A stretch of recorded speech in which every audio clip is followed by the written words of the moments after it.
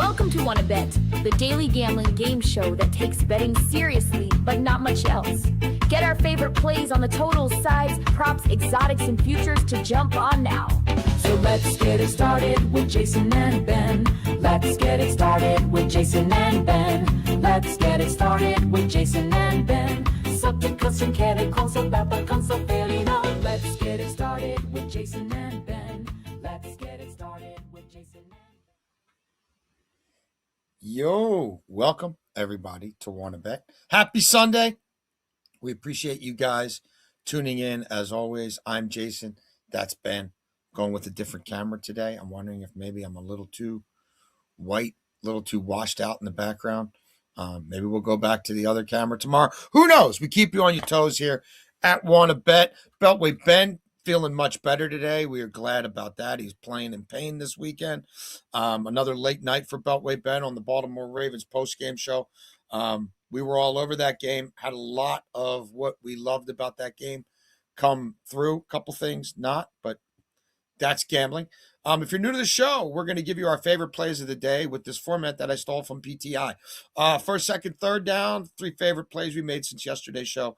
Fourth down could be fourth and weird, some sort of weird play you're not usually making. It could be fourth and long, a long-term play, a long shot play, a future. Or it could be fourth and short, something to get you paid quickly, first touchdown kind of markets, first quarter. Overtime, football, and football parlays every stinking day. We got our goal from Dominic Calvert-Lewin from Leeds United in the early Prem game. Come on, Mr. Mateta. Come on, Palace. Come on, Mateta. In the second game. Beltway Ben, we show our work here. We keep score. We keeps it real. How do things stand since we launched on May 21st? Yeah, the Nittany Lions didn't have to sweat that out too much. Chelsea, Villa, you could tell there were going to be goals in that early on. Herbert, thank God for the 26-yarder. We also hit on Herbert long rush. Last night in the Ravens game, Derrick Henry, 15 or more rushing attempts and an anytime touchdown plus 152. That hit basically in the first quarter. Derrick Henry over 80 or more rushing yards, plus 105. That hit in the first quarter, basically. Malik Willis over 40 or more rushing yards for plus 150 something. Yeah, if he doesn't get hurt, he might run for 80 in that game. We told you we had it laddered at 40, 50, 60. We hope you were with us on that. Wilson didn't get as many carries as I thought he would. So that one didn't hit. But, and look, soccer in the Prem wasn't great up until that Chelsea match. But I think the worm's turning a little bit there. But in the NFL yesterday, we cashed for you guys, and we've cashed for you guys big time in NFL single game windows all freaking season long. Beltway Ben, the floor is yours. Yeah, outside of the NFL, we lost both D-Hop props, but outside of that, it was very strong. Stanford struggled. OG Anunoby struggled. So we lost those plays, but the NFL brought us back a little bit. We tailed you on Derrick Henry. We gave out Malik Willis. We gave out a number of parlays to cash. Keaton Mitchell over half a reception. He had a reception on the first or second pass of the game. So that was a good cash. Nico Collins along with Amarian Hampton's receiving. Those cashed. So we cashed some parlays to get us right around even. We were a little down. Wasn't a horrible day, but could have been a little bit better if Stanford had the first half that they did in the second half, because they scored 50-plus points in the second half, but they were just so bad in the first half that we couldn't get their team total cash. D-Hop didn't play as many snaps as I expected. I'm not sure what the difference was last night, but here we are. Here we are. College hoops coming back with more inventory moving forward. There'll be some NBA plays we get on this week, and we'll have Premiership football on Tuesday, Thursday, and Friday of this week. But today is all about the NFL. There's a lot of booby traps out there, a lot of games that don't really matter. And next week, Beltway Ben, I think, is going to be a low-volume NFL week for me. I'll be saving bankroll for the playoffs. I made no look-ahead plays this week, which is the first time all year that I've made none. No NFL plays for the look-ahead on a Saturday. It's a watered down league. It's a watered down product. And next week, these games are by and large not going to matter. It's going to be like handicapping exhibition games. And look, a lot of today's slate is like that as well. But here are some of my plays and Ben's plays that we like the most. I like a Trevor Lawrence anytime touchdown. We gave you Trevor Lawrence passing plays earlier in the week that we loved. We're on Brenton Strange in a bunch of different ways in this game. But I'm looking at a Colts defense that, since the start of last year, has given up a fair amount of rushing touchdowns. And they've given up 9 rushing touchdowns since week 9. And Lawrence has a rushing touchdown in 2 straight games. And I know Etienne, like, he finishes drives too. And that gives me a little bit of pause there. But at plus 260, I like this. He's got a rushing touchdown in 2 straight games. Twice this year, he's had 2 or more rushing touchdowns. They're leaning into the RPOs. They're leaning into the mesh point, and that's helping them in the red zone. And I think he, much like Malik Willis last night, has a chance for a couple of keepers outside of 8 yards, outside of 12 yards, that he just might finish himself against the Colts. This is a big game for Jacksonville. They're trying to win the division. It's a rookie head coach who wants this quarterback feeling good about himself going into the playoffs. And I strongly believe Trevor Lawrence has an opportunity here to throw for a couple and run for one. So there you have it. First down, we're going to go to the Saints game, and I'll play 2 different things. Kevin Austin Jr. over 18.5 receiving yards at minus 110. We will also play Kevin Austin Jr. over 1.5 receptions and add Shuck 175 plus passing yards at minus 125. The receptions is juiced, minus 170, so we had to toss something in to get us there. The Titans defense are allowing 155.2 receiving yards to wide receivers. That is the 8th most in the NFL. That's not including running backs. That's not including tight ends. Just wide receivers. This Saints wide receiver room is banged up. A lot of guys come in questionable. Kevin Austin ran 1 less route than Chris Olave last week. 47 routes he ran, and he just caught 2 passes. But over the last 2 weeks, he's got 5 receptions, 51 yards on 8 targets. He's been on the field. Shuck has liked going his way. And as I mentioned, he is one of the most healthy wide receivers on this team right now. Chris Olave comes into this one healthy, but outside of that, Tipton's banged up. Veli, of course, went on the IR and will not be back for the rest of the season.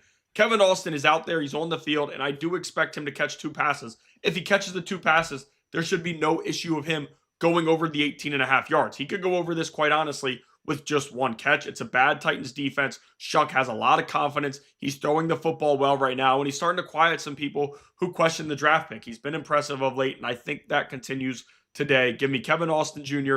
over 18.5 receiving yards at minus 110. And we will also play his receptions over 1.5 and add Shuck 175 plus to get us to minus 125. Excellent. Second down for me. Yeah, we're back on Kenneth Gainwell receiving props again. Look, they're calling for rain in the forecast on and off, but fairly regularly in this game. Aaron Rodgers only likes throwing to running backs and tight ends anyway, and there's no DK Metcalf, even for the occasional long one to him. Gainwell, 5 or more receptions, you can still get at plus 120. We also like Gainwell, 5 or more receptions and 30 or more receiving yards, plus 200 at Bet 365. He's got 5 or more receptions in 5 of the last 6 games. He has 38 targets in the last 6 games. He has 25 or more receiving yards in 6 straight games. He caught all 6 of his targets against Cleveland the last time they played, and Pittsburgh running backs caught all 8 of their targets in that game. How's it been going when you throw to running backs against Cleveland lately? Cook, 3 catches, 4 targets, 37 yards. McCaffrey, 6 catches, 6 targets, 48 yards. Ginty and Raiders running backs, 11 catches, 11 targets, 76 yards. Ravens running backs, 5 catches, 6 targets, 57 yards. Breece Hall, 2 catches, 2 targets, 43 yards. I wouldn't be shocked if Gainwell got 10 targets in this game. It's a must-win for the Steelers. They're going to keep the main thing. Darnell Washington will get his. Freiermuth will get his, mostly probably in the red zone. And I just think, look, Warren might go off on the ground. The Browns' defense is fading fast. They've run out of steam. Rodgers is getting rid of the ball quickly. He's throwing the ball to the running backs like 30% of the time. And Gainwell's getting it done with Yak. This has become a central element in their offense, and it continues to be priced like something other than that. So I think the forecast will lean into Rodgers, checking it down to him. And look, Warren will probably go over his receiving props as well. But I think there's potential for Gainwell to have 50 or more receiving yards in this game.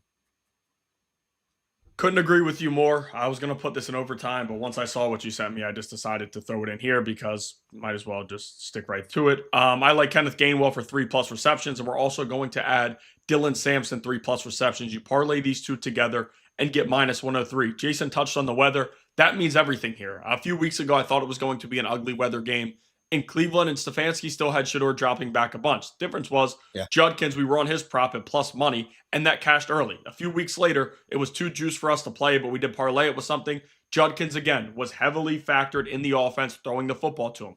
That's going to be Dylan Sampson here. That running back room is banged up. Judkins, we know, is done for the year after last week's injury. I think it's going to be a healthy dose of Sampson, and we're going to add Kenneth Gainwell in for a very, very fair number. Kenneth Gainwell has had 3+ receptions in almost every game this year. Jason touched on it with Aaron Rodgers and how frequently he's throwing him the football. He does not want to throw the ball down the field unless they're trying to embarrass the Ravens defense on the first or second play of the game. Like that's just where we are. They're going to be safe. It's ugly, rainy. We know Myles Garrett's trying to set the record, and he talked about trying to get to Aaron Rodgers. Aaron Rodgers hears all that stuff. He wants to get the football out quickly. They want to set up screens. He will check into whatever he can to not be touched by Myles Garrett. I think Kenneth Gainwell has 3 receptions easy. And then Sampson should be on the field on a majority of the passing snaps. I think when they do throw the football, it will be short and easy to running backs and tight ends. So give me Dylan Sampson 3+ receptions. I talk about tight ends. I like Harold Fannin a lot in the spot. Give me Harold Fannin over 50.5 receiving yards at -112. Don't love the weather, but sometimes in these ugly weather games, especially when you have a team that's playing from behind, which I think Cleveland is today, the tight ends eat. And Harold Fannin is a different type of beast. He's going to play. He said he's going to be a full go. I know he was on the injury report, but that should not be an issue here. Steelers defense allowing 43.3 receiving yards to tight ends over their last 5 games. That's the 7th most in the NFL. 5.6 receptions to tight ends. That's the 2nd most. Harold Fannin's very good with Yak. Njoku's out still. He's been banged up a bunch this year. That has allowed Fannin to show what he can do. And outside of the quarterback position, like Cleveland has nailed this draft. Fannin has been incredible. There hasn't been much consistent with this Browns passing game, except for Fannin weekly doing what he can. He's been a comfortable target for Shedeur. And since Shedeur has taken over, we've seen him throw the football that way a lot. Give me Harold Fannin over his receiving yards. I got a lot of stuff today, so I did just fit those two in because we were talking about Browns Steelers. But the official second down play, Jacoby Myers over 59.5 receiving yards at -112. The Colts secondary is going to get Sauce Gardner back today. I really don't care. I don't think he's going to change that much. I don't think he's that good to make that big of a difference. The Colts defense is allowing 200 receiving yards just to wide receivers over their last 5 games. That is the most in the NFL by a wide margin. Jacoby Myers has been on the field more than any other wide receiver there. We talked about Brian Thomas potentially being traded just a few days ago. Parker Washington has been awesome. Don't get me wrong. Jacoby Myers is the guy that just got the extension. They paid him. They traded for him earlier in the year, and they feel very good about him. He's over this in just 3 of 7 since being traded over, but some of that is taking time to get comfortable with your quarterback, to fit into that spot and know really what you are. And since then, nobody has more targets on this team than Jacoby Myers. Some of that is injury, some of that is other things, but that just tells me Jacoby Myers is consistent. He's been on the field, and Trevor Lawrence likes throwing him the football. Give me Jacoby Myers over 59.5 receiving yards at -112. Love it. Halftime doesn't really matter as much on Sundays, but anyway. In terms of that game, I'm glad I didn't bet it. I had a lot of Rivers stuff circled, but I just wanted to wait and see what the game really mattered. If Phillip Rivers plays this game, I think it's a shootout, and Phillip Rivers goes over the 204.5 passing yards, and I think he throws 2 touchdowns. I'm just not sure, Beltway Ben, with the Colts now eliminated. Yeah. You know what I mean? Why would you not play Riley Leonard at some point in this game? Makes you no let sense. Rivers throw 1 touchdown, go out throwing a touchdown, and then yank him off the field? I don't know what's going to happen there. But Rivers would have, originally I thought Phillip Rivers was going to be on this show, and now he's just a talking point. 3rd down for me, I think Brock Purdy goes off in this game, and I think Juwan Jennings continues to go off. The Bears defense is not special. Purdy's in great form, and the Bears defense on the road here, with the Bears having already won the division and the 49ers still having a lot to play for, I just think this is another great spot for Jennings. He has at least 4 receptions in 8 of his last 9 games. He's getting a nice share of the targets, and no Kittle tonight, which probably means even more targets for him. He's got a touchdown in 4 straight games. He's got a touchdown, does Jennings, in 6 of the last 7 games. And he has at least 30 receiving yards in 9 straight games. He has at least 37 or more receiving yards in 8 of the last 9 games. I've laddered this. So for these purposes, 40 or more receiving yards from Jennings and an anytime touchdown, you can get plus 145 at Bet365. I've also played it at 50. I've also played it at 60. I did not play it at 70 this week.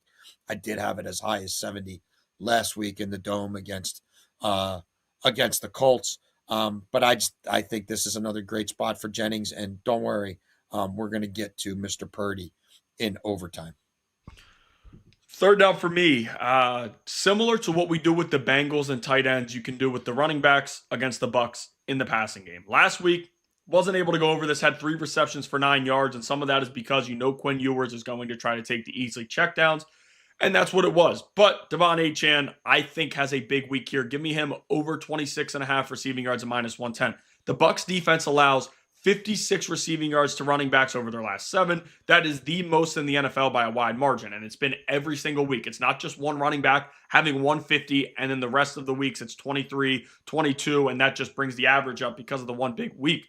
He's running a lot of routes, more than almost anybody in the offense. Of course, Jalen Waddle and Malik Washington have been out there a lot, but you want to set up the simple throws for the young quarterback, and they tried to do it last week. Some of those plays got blown up in the backfield, and so were some short things, but the Bucs have allowed a lot of big gains from the running backs in the passing game. And if you get Devon Achane 10 yards down the field with open grass and 1 or 2 guys to beat, he's going to beat them. He's one of the more elusive backs in the NFL. We've seen it in the passing game before. And I do think one of these breaks at some point today, I think there will be a few cracks in the Buccaneers defense, which we've seen down the stretch this season. But also the same thing here. The Tampa Bay Bucs have struggled against running backs in the passing game all year long. Nothing has changed. It hasn't improved. Their defense has only gotten worse overall, but against running backs, they've been bad for the full season. So give me Devon Achane over 26.5 receiving yards at minus 110.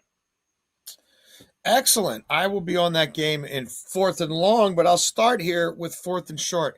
Atonja's anytime touchdown is 18 to 1. Look, 49ers markets have been weird this week. I didn't think Kittle was playing all week. I didn't think Kittle was playing from the moment I saw him flipping out on the sidelines on Monday Night Football. So that's why I got on some of this Jennings and Purdy stuff much earlier in the week. I know I'm giving it out now, but we're rationing this stuff out. We're not going to do, a 3-hour show every day with all the different stuff that we're on in any given moment. You're trying to kind of weigh the odds of what can you give out for still good value later. And people want plays in real time on games that are happening now too. We don't want to give you all futures, and they're like, well, I got nothing from these mooks on tonight's action. So that's the calculus going on. But I didn't think Kittle was playing. Most markets do not have 49ers receiving props up right now other than McCaffrey. 365 does. Once Kittle's officially ruled out, you're not going to be able to get this at 18 to 1. But Purdy was looking at Kittle early in these drives. Kittle was showing up prominently in the 15-play Kyle Shanahan scripts like crazy. Tonjes, when he came in for Kittle a week ago, looked great and should have. I thought that was a touchdown. They ruled it wasn't. I thought it was a touchdown. He can run the same routes that Kittle does. They trust him. And Purdy loves throwing to tight ends. Purdy's had trouble in prime time, especially at home, and he's peed the bed. So I think you lean into the routes and the concepts that have worked for you. There's always the potential that McCaffrey scores first because he scores all the time. But at 18 to 1, with no Kittle and Pearsall back from injury for the first time in a while, and he really hasn't been a thing, I just like this payoff. I also love Tonjes anytime touchdown plus 275. I think Purdy's throwing for at least 3. We'll get to that in overtime. Maybe he throws for 4. And the tight end is doing a ton of damage in that offense right now. He can't block like Kittle. That's fine. I'm not betting on him to block. 4th and long, Beltway Ben, we're playing the hits here. Darren Waller, we're back on him, a reception of 20 yards or more. So long reception of 20 yards or more, alt markets plus 172 at Bet365. We got on him with you last week. We didn't play this one last week because we weren't sure about Ewers. Shame on us. He got the 20-yard reception right away. He's got a reception of 20 or more in 3 of the last 4 games. He also has 6 touchdowns in the last 8 games. I don't know if Ewers is throwing a touchdown pass or not. If he does, I bet it goes to this guy. How's Tampa Bay been doing against the tight ends? Oh, yeah, Waller's been going for 50 or 60 yards a game all the time. Tampa's last 5 games, by the way, Ben, against tight ends. 41 catches on 46 targets, 439 yards, 6 touchdowns, no interceptions, a passer rating of 146.6, throwing to tight ends against Tampa the last 5 weeks. 88 yards per game to tight ends, 89.1% completion rate throwing to tight ends. They've got to watch Achane in the screen game. They've got to sell out to stop the run game because Tampa's defense, all of a sudden, don't look now, they're 26th in the league in yards allowed per play. And I think Ewers gets a layup or two to Waller where he can get some explosives at a time when tight ends are ripping Tampa up. Yeah, I'll start with a play that I was going to give out because I thought you were on the guy, but I just put it in here again. I tried to bounce off of it. But we will play Kenneth Walker. I read the message wrong. I read Walker instead of Waller when you said it. Did I it. send Waller or did I send Walker? Did I? Because I'm known to have a typo or 2 or 5. I can check real quick. I could check too. I mean, well, no, you said Waller, but you said K. I think I read the K and thought I read it wrong. Gotcha. But yeah, no, that's on me. But I said, all right, well, we'll fit that in here, and I'm not going to change it. So we'll still stick with Kenneth Walker. Over 50.5 rushing yards at -110 before we get to our 4th and long play. Panthers run defense, 52.1% success rate against the run since week 11. That is last. They're also bottom 6 in EPA against the run. This is a scenario where the first 8 weeks of the year, we had a bottom 5 run defense. They fixed it for a few weeks, and it's right back to where it was towards the bottom of the NFL, and I think that'll continue here. Kenneth Walker's over this in 9 of 15 games this year. He's also over this in 5 of his last 7. I don't like going with trendy plays, guys that are over this so regularly, but I don't know how it changes here. He's getting 13 carries per game this season, and there were a lot of big games earlier in the year where he's getting 14, 15, even 19 in a game. He's got 30 carries in his last 3. I find it hard to believe in this matchup he'll have just 10 carries. They're 7-point favorites.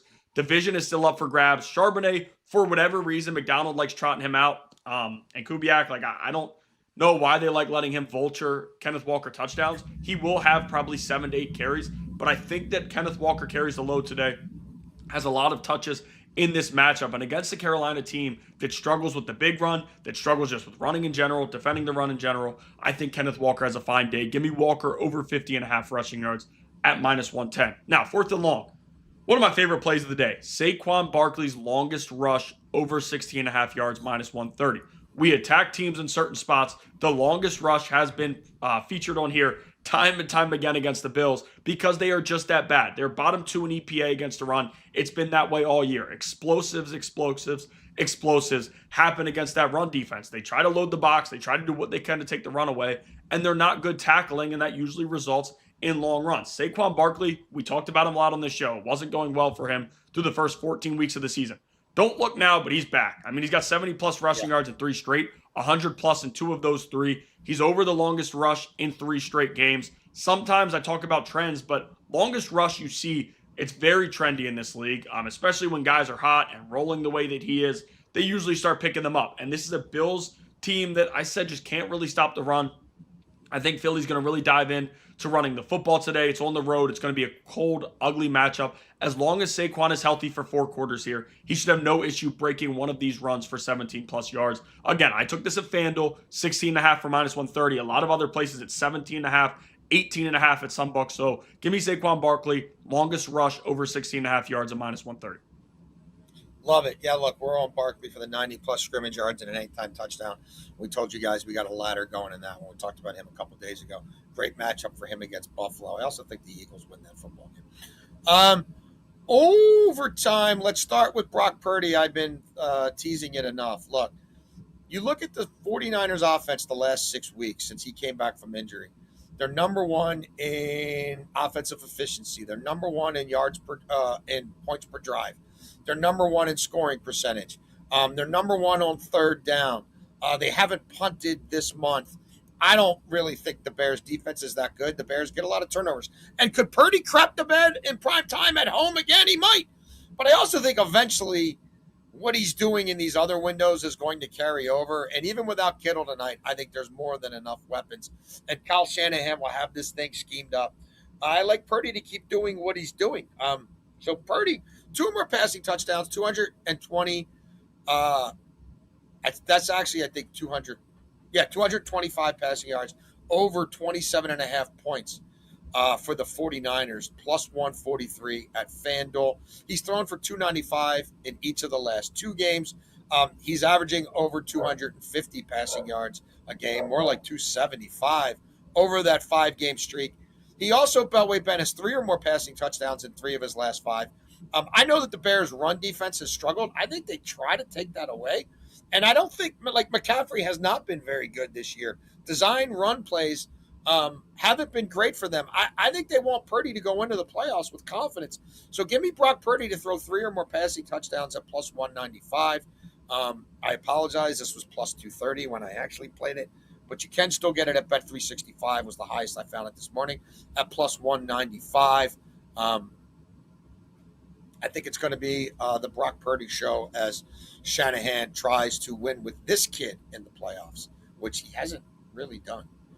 All right, and one other overtime play. We've got a little parlay here. Rams to win, Niners to win, Jags to win, and we've taken the total of 47.5 in the Arizona-Cincinnati game where the weather forecast looks good, and we're going over the 47.5. Jacksonville, I think, could pound the Colts. San Francisco, I think they're better than Chicago. They've got more to play for than Chicago. They're at home. And I think the Rams are going to smash Atlanta tomorrow night, and we will have much more on that game tomorrow. That will get you plus 276.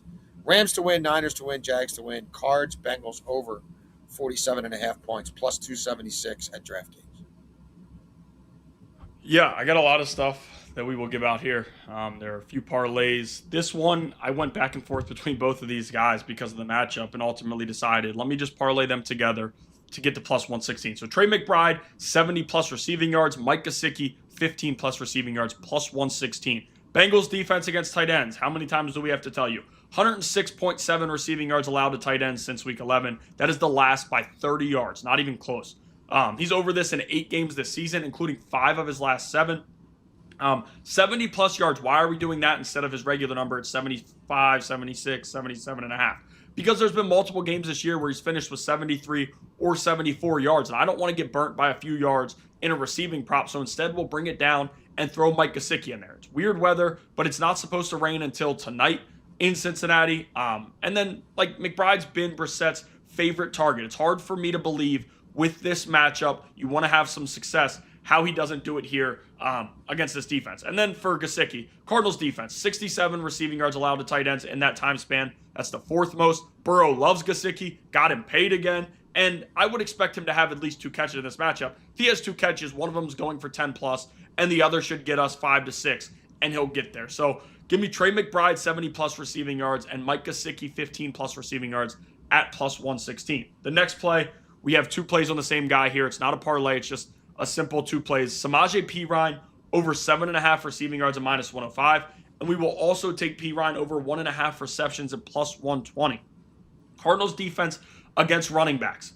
49.5 receiving yards since week 11. That is the 2nd most in the NFL. 5.33 receptions in that same time frame. That's the 3rd most. Perine has been on the field a bunch with Joe Burrow. Since Joe Burrow has come back, Joe likes him in the passing game. Chase Brown did run a lot of routes, 20 last week. But Samaje Perine ran 13. That's not a ton, but it's not that much behind a guy that they tell you in Chase Brown is the running and the receiving back. Like, Samaje Perine will be on the field. Joe Burrow is comfortable throwing him the football, and Perine has won a lot of games through his career. They're comfortable having him out there. I just think both of these numbers are low, facing a defense that's been pretty consistent against wide receivers this year. Jamar Chase is Jamar Chase, I get that, but they've been able to shut down a lot of receivers. I think him and T. Higgins have calm days, nothing special, and that should result in the running back and the tight ends having a pretty good day catching the football. So again, for these 2, give me Perine over 1.5 receptions plus 120 and Perine over 7.5 receiving yards at minus 105.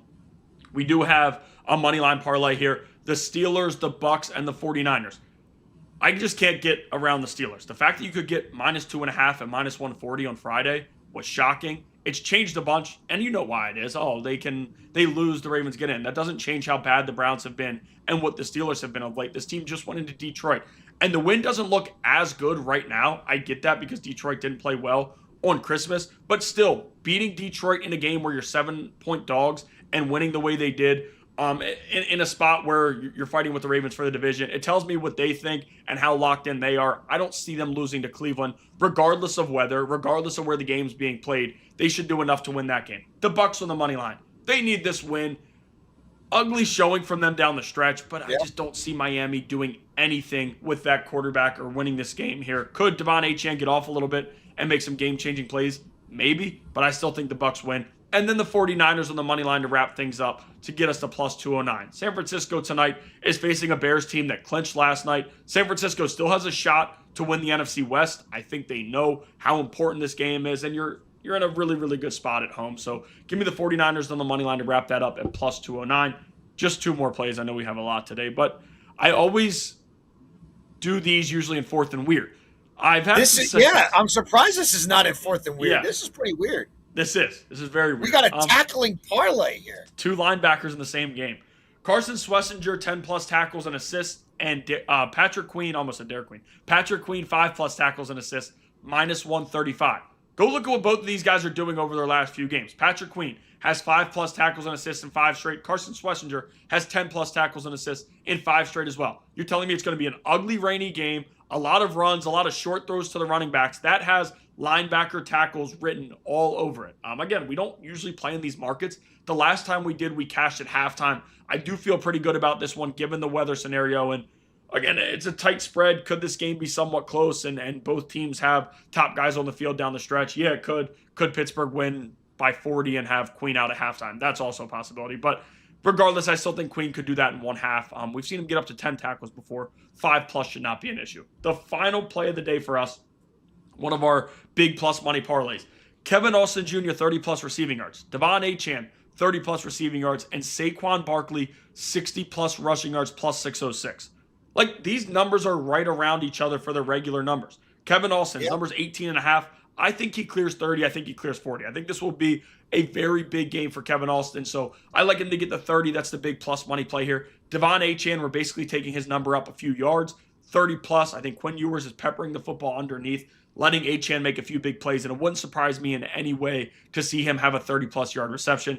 And then Barkley, we take his number down about 20 yards to get us to 60-plus. That takes us to plus 606. Saquon Barkley should have a field day running against this Bills defense that has just been awful. There's no way around it against the run. They haven't been able to fix anything. It's been start to finish. Derrick Henry, even in the week 1 matchup where the Ravens choked that game away, Derrick Henry had a very, very healthy day on the ground. Not as good as last night, but did have a good day on the ground. So here, give me Kevin Austin, 30-plus receiving yards, Devon Achane, 30-plus receiving yards, and Saquon Barkley, 60-plus rush yards, plus 606. Excellent. It's funny. Everybody in Baltimore I talk to, colleagues of ours on the radio, people on the local media, boy, you'd think the Browns are 8-point favorites in this game. Dude, have we seen them play? Everybody thinks the Browns are winning this game and that they're just going to do the ultimate favor for the Ravens. Like, I find it cute that people think like the Browns are going to be so motivated to beat the Steelers, which would mean they put the Ravens in the playoffs. And like, literally, they put in the team that stole the city that stole their franchise. Like, this is a lose-lose for the Browns. You know the only way the Browns win? Kevin Stefanski wants to get fired. Keep losing is a win for him. Literally. The Browns are in tank mode again. They need the higher draft pick. How do you get the higher draft pick? You keep losing. They just sent their quarterback, who the coach doesn't want, with the wrong wristband on his freaking – he's better than I thought he was. Let me try to undermine him that way. The whole offensive line is hurt. Judkins is out now. And look, am I betting a lot of money on the Steelers to win the game? No, but do I like Steelers money line? Am I on it a little bit? In some parlays? I am. I'm certainly not backing the freaking Browns. I don't get it. It's a joke. We act like this team – do they not have their first-round pick? Did they make a trade that we don't know about? I don't understand what the thought process is here. Again, I would love it more than anybody. People, like, whatever. I don't know. I'd love it more than anybody, but the defense has been garbage lately. Horrible. Against running backs, too. And Pittsburgh wants to make this game ugly and hand the ball off and check the ball down. They will have success doing it. One other thing I do like, I think Jamar Chase goes off in this game. I think he has 100 yards and a touchdown. So that's our show. But wait, Ben, tomorrow at 10, I don't have to do bet sweats anymore. So I Yeah, don't know 10 if works. you want to do 10. Tomorrow at 10, if you don't mind letting the people know. Yeah, we did really well in the NFL again yesterday. NFL single game windows have been a forte for us. And guess what? We're about to go to an NFL all single game windows. Dude, Mateta just had a chance there. Oh, my God. Oh, my God. Oh, they're saying he's offsides. Let's get that goal from Mateta. So there you go. That's what we've done since May 21st. We've given out almost 1,150 winners. All for free, Beltway Ben. All for free. Because we are here for the people. We sincerely appreciate you guys tuning in, spending part of your holidays with us. I'll go back to my normal camera tomorrow. I wanted to try this out. It won't be as washed out. We will see you at 10. Hopefully, counting a lot of winnings and blessings. You want to bet? We want to bet. Thank you as always for betting with us. Come on, Mateta!